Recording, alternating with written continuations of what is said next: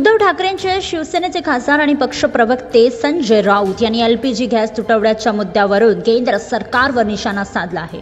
राज्य व केंद्रातील सरकार अफवा पसरवत आहे की सर्व काही आलबेल चालले, तर दुसरीकडे भाजपचे नेते दक्षिणेत प्रचारात गुंतले आहेत असा टोला राऊतांनी लगावला।